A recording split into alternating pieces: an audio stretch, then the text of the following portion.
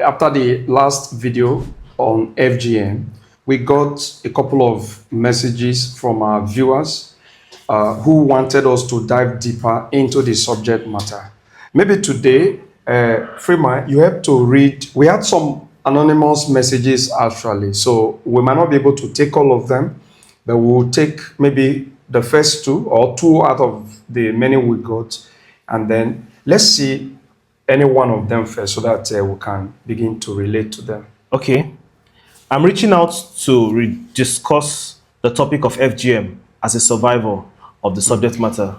I would like to explore more details and clarity about it and possible measures of solutions as to coping with it and how my husband rather can be of more help rather than apathy towards our intimate sessions. So this is the first message. Wow, that sounded really emotional. Like I think I can relate. I mean, not really can relate, but I think I understand where she's coming from. You're trying to relate with the... Yeah, so her peculiar situation is not different from many other women's situation also concerning FGM. So I think let's dive right into it.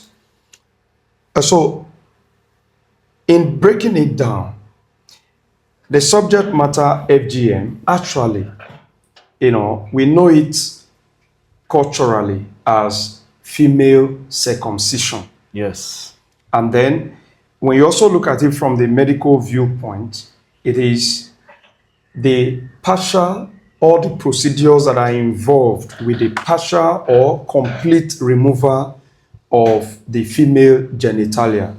So when we say female genitalia, it particularly points to a particular structure within the vulva. So the vulva is the section of the external female reproductive organs. So that particular structure, known as the clitoris, is the erectile section of the vulva. And the reason it could get erect, just like the penile organ in males, is because of the presence of nerve fibers. And remember the last video you talked about the number of nerve fibers there. Okay, when you contrast I think you said about fibers for men and then for the women. You said it's about 10,000. Yes, for women it's over 10,000 nerve fibers. And then in men you have about 4,000 nerve endings that create that sensitivity and also enables the structure to gain erectile abilities. Yeah. So now, this partial or complete removal in females, when you want to view it very critically, especially for the men, if a subscriber or viewer's husband is watching now, or if she can extend the clip to him, for men who might not be able to relate, you can relate a little bit when you compare the sensitivity around the region of the penile organ that we know as the cap, that we call the cap. So that part is so sensitive because of the network of nerve fibers endings around there. And so it is with that structure in men that they're able to easily gain arousal. An erection. An erection. And they are also able to do justice in the other room.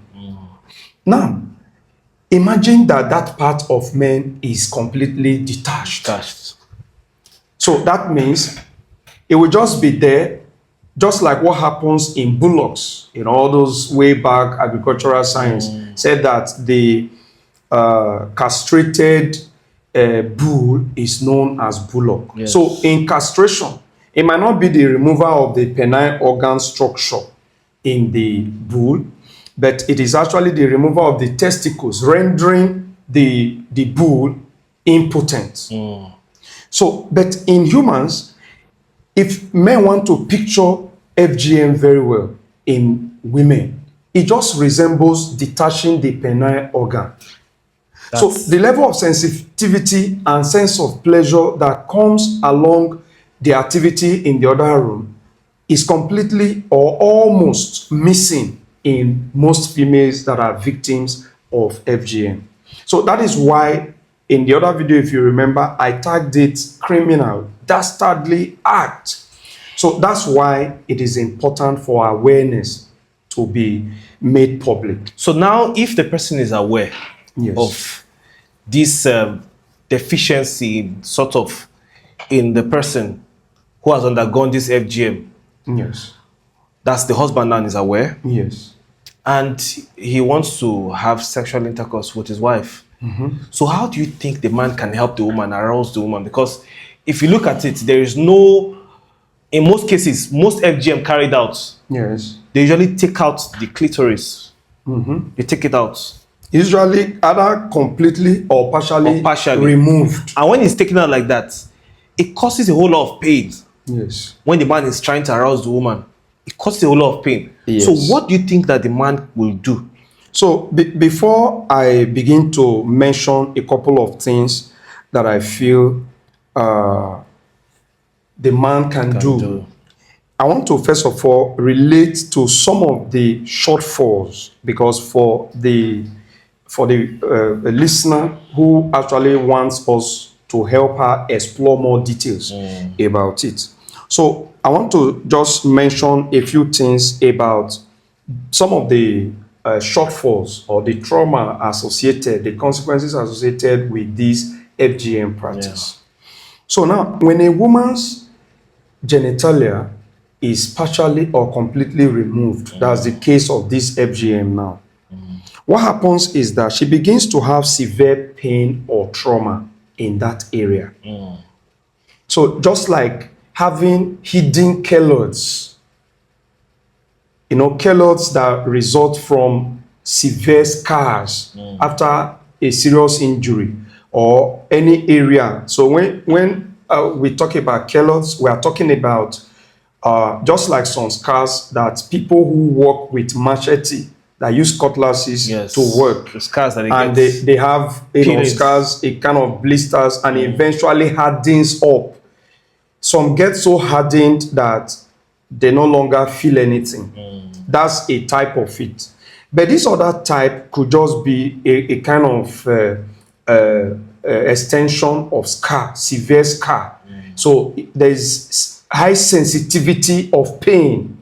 So when touched. So high sensitivity of pain. Yes. And sensation, the soothing sensation and the one that is painful sensation that you get, they are not the same. They are not the same, but everything is still sensation. Yes, they are all sent to the brain. Yes. So the number of nerve fibers in this part of the body, the clitoris to be precise, sends messages or help to send messages rather. Help to send message to the brain. Yes. So if you have such scars, which usually is unsighted. Unsighted, yes. Yes, it's hidden there. So now the woman experiences severe pain as a result of that, unsighted keloids in that region. So, and then it makes her to detach from the man. So all the arousal and activities that ought to go on in the other room, which in many ways keeps the marriage union, healthy, she begins to run away from such activities. Another thing is that she could experience urination problems. And she could also experience difficulties when it comes to activities in the other room, because it's now more of anxiety with the fear of pain. It's more of anxiety than anticipation of some pleasurable experience. And so, for the man, coming back to the question you asked, when you have a partner or a spouse who has survived FGM, who is a victim of FGM, one of the things you can do to start with is proper communication. So men should very important. Yes, when the woman summons, by the time you observe the detachment, how frigid she is, and then you need to find out more. and then have a proper mind rubbing with her. Don't treat it as though, because sometimes some women summon courage to express themselves in terms of how they try to stay away from their spouse. And the men usually would misunderstand them, thinking probably this person is like this for some of the past running around she has engaged in. And it's nothing like that. So proper communication is important. Support also.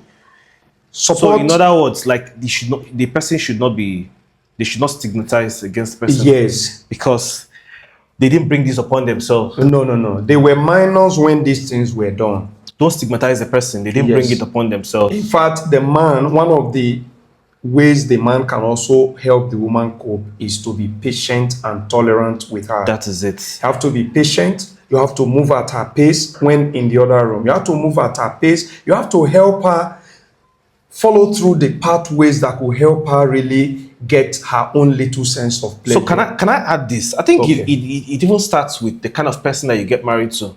Okay. It starts with the kind of person that you get married to. Okay. The same way it is to the man is the same way it is to the woman too. Exactly. So if the man is suffering from erectile dysfunction, the woman is also expected to be patient and help tolerant. him. Yes. So it starts with the kind of person that you get intimate with. Exactly. So you don't have to get intimate with a total stranger, somebody that will just start wondering, like, what is this? Exactly. I thought you were okay there. I thought you were understand. So people like that are not supposed to be the kind of person that you end up with, especially when you have this kind of situation. Exactly. You know, another thing is that some men, in their own social experience, even before marriage, they may have engaged with one or two opposite gender women. They must have explored, in different manners. Another thing is that if a man has always experienced that a woman had the expectation that a healthy woman ought to get to orgasm, and this particular one doesn't, because in most cases it's part of the shortfall that haven't experienced or haven't survived FGM, many women hardly get to orgasm. So they are usually left halfway in the process, in the activities in the other room. And because of that, there is no anticipation of the next one for the woman. And the man feels as though his ego is being bruised. Yes.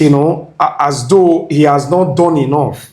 But this proper communication, patience, and also the man seeking knowledge and being even well aware of these whole details, we help him to realize that the woman has chosen not to pretend, because in some cases, some women choose to pretend and even feign orgasm just so they can help the man, feel fulfilled also that he has done a nice job as a man. So rather than feigning orgasm for the woman, there should be mutual understanding and also joint increase of awareness and knowledge in this direction. So my take home from here is patience. Yes, and tolerance. Have to be patient with. Yes, and the man has to seek knowledge also. Yes, he has to seek knowledge. He shouldn't just leave the woman to, like, this is a woman's problem and therefore leave it for her. No.